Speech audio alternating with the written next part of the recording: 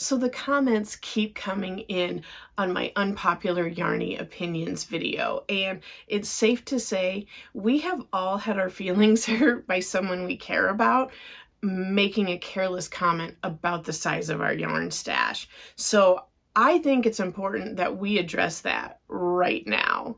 Hobbies are great for us. It is a creative outlet. It builds a sense of community, and it also is great activity to keep your brain activated. And for examples, I know I used to be kind of neurotic about little things in my house and how it looked and rearranging because I didn't have another outlet for all this creative energy. So between crochet and YouTube for crochet, it gave me such a great purpose to channel all of that energy. And I'm no longer near as nitpicky about these goofy little details. The second thing that this hobby has given me is a sense of community, where in real life I only know a couple people that crochet and are into yarn, but online I have met people from not just all over this country, but all over the world. And I am so thankful that I know we can reach out to each other and we can build friendships. And I never would have met these people without crochet and YouTube hobby. The third important thing I mentioned was brain activity. And I don't know if I've said this in a video or not, but my mom went into a care center when she was 70 years old, and she has dementia. And I know for me, I need to keep my brain as healthy and active as possible. And learning all of these new crochet techniques and stitches, and of course, learning all the YouTube stuff like filming and editing, has proved to be such a great way to keep my brain really operating as much as possible. I've seen jokes and memes before that, crochet isn't just one hobby, it's multiple hobbies. We're collecting our yarn, we're collecting patterns, and we're doing the actual crochet. So we've got 3 hobbies here all in this one room. And do you think some other people's 3 hobbies could all fit in one room? Probably not at all.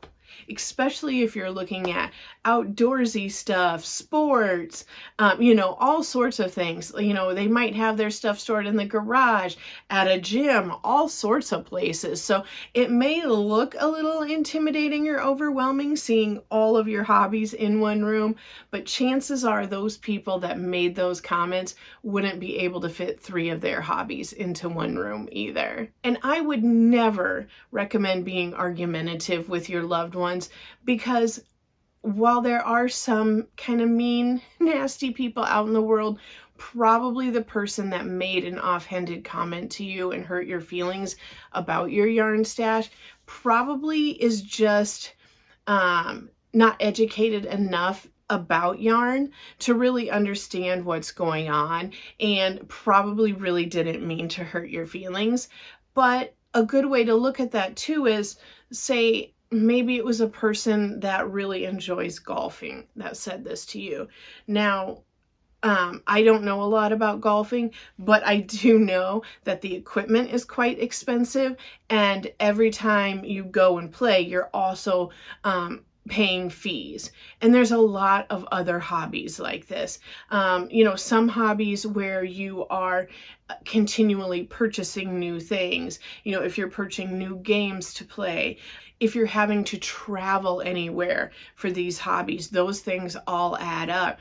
And maybe you're into music. A great example is, I know a handful of people that recently traveled to other states, spent the night in hotels, and to go to the Taylor Swift concert. That isn't an artist that I follow, but I do know that those tickets are not cheap. And especially since there is so much travel and hotel, and if you're doing all that, you're also getting food, and you're probably buying a souvenir at the concert. So, you may have spent $1,000 right there just to take you and another person out of state to a concert. I do not mean this to be in any way argumentative, but there's a good chance that your loved one hasn't thought of it in that aspect. I'm saying all these things under the assumption that you can afford the yarn you're buying. And this has nothing to do with income at all, because I buy cheap yarn, I bought some expensive yarn, I buy yarn on clearance, I thrift for yarn, I do all of that. I don't want you to think this has to do with the price of the yarn or your income. It's not that at all. What I mean by you can afford this is that you are budgeting your yarn budget in a way that your essentials for living are being met first. So food, health insurance,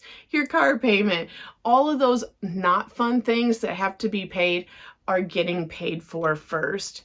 And that you're not, either going into debt for these yarn purchases, or you're not asking your loved ones to pay for your living essentials while you're going out and purchasing this yarn. So just that quick disclaimer, get that out of the way right now. I'm under the assumption we are all responsible yarny people. I had quite a few comments come in saying that loved ones had made the comment about,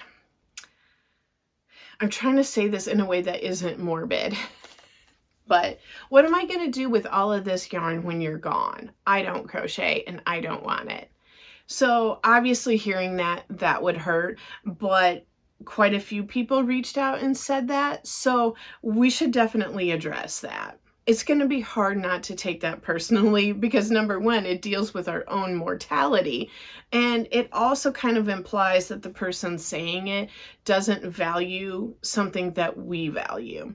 So I don't really have any good advice on getting over that initial hurt of it, but what I can suggest if a loved one does say this to you are the following 3 things. Number one, I would assure your loved one that someone else will take care of it. So I know that sounds vague, but if I said to my daughter, if she made that comment to me, if that comes to be and you don't know what to do with this yarn, call Jeanette. She will come over and gather it all up and get it out of here. She will know what to do with it. So Jeanette's a friend of mine. I've referred to her a lot as my crochet tutor, and she's just a good friend, and she would come over and take all of this and either give it to people who could use it or use it herself.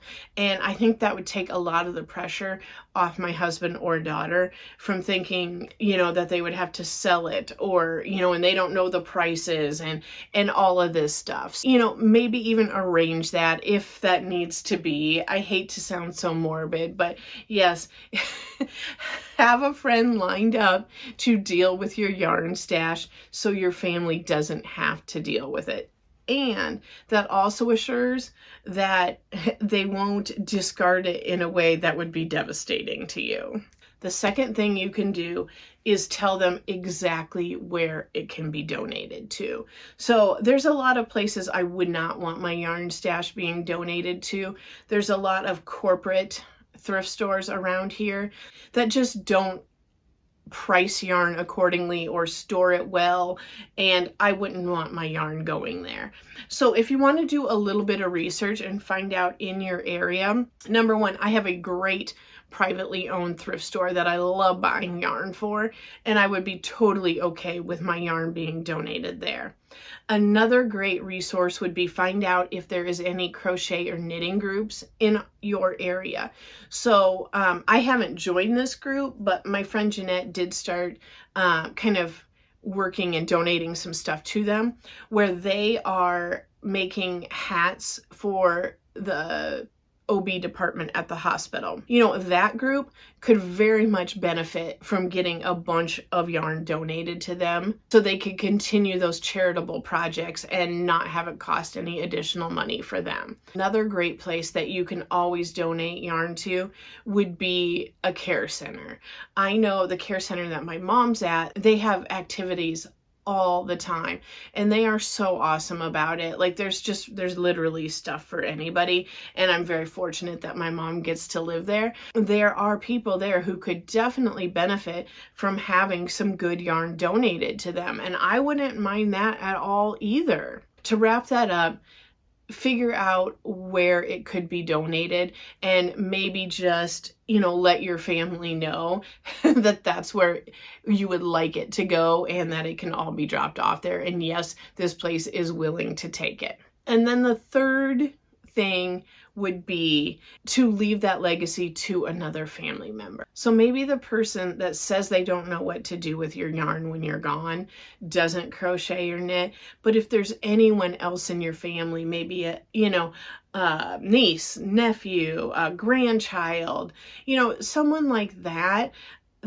has started crocheting, even if they're just like a teenager or adolescent at this point, you can tell your loved one, be like, I know it's not of interest to you, but I would really like my niece to have it when I'm gone, because she has started crocheting, and I would like her to be able to think of me when she's using these yarns, and I would like to be able to bless her and save her from spending money when I'm gone.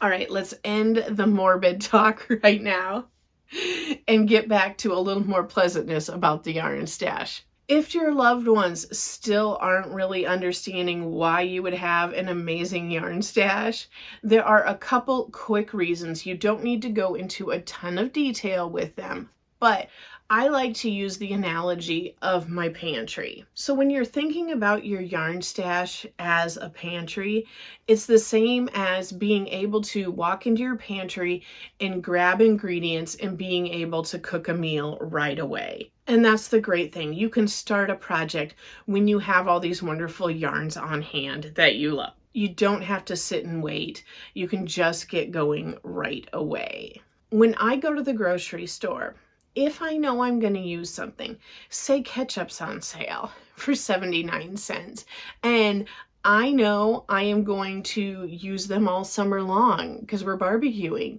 I'm going to pick up several of those to have on hand to save money instead of waiting till I need them and they're full price. And that's the same thing I've done with my yarn stash. I have really stocked up when things have gone on clearance because I see the yarn, I love it, I know I'll use it, and I would much rather get 4 or 5 for the price of 1.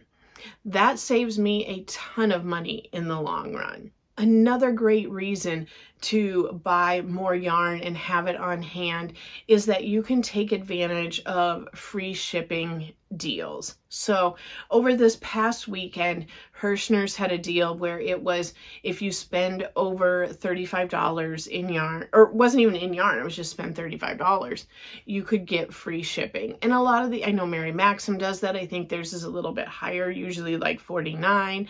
I think Michael's might be the same. Sometimes Hobby Lobby does $50 or more free shipping. And while a lot of times shipping isn't super high, you could still be spending $12, $16, maybe even $20 sometimes. That's money saved. So it can either be allocated to more yarn or it can be allocated to anything else in your house. That's just smart, is buying more at once and not making tons and tons of little purchases that all add up. And the next reason would be, for me anyway, I live a good 45 minutes to an hour away from any store that sells yarn. So I am using a good amount of gas to get to a town with yarn in it. It is a lot of fuel that gets used up driving around. And if I can, once again, get more at one time without a bunch of smaller trips, that is a definite win. So if that first video of Unpopular Yarny Opinions did hit a nerve, I want you to know you're not alone. And basically this whole community feels the same as you. We are all here. And I think it's important to talk about, because no one should be shaming each other for something we love, as long as we're not hurting or endangering anyone and we're doing it responsibly. In fact, I do think having a yarn stash is so important. I am going to touch a little more on it in a future video where I give some tips and tricks that I have found useful to building up that yarn stash. And then another video where I'm going to show how maybe we could analyze our yarn stash and see if there is something we can let go of. So if that sounds like something you would like to know more about, I would love it if you would consider subscribing so you'll be notified when those come out. And thank you to everyone who is a brand new subscriber that showed up after that yarn Unpopular Opinions video. Thank you so much. I appreciate that you've let me talk yarn with you. Bye, guys.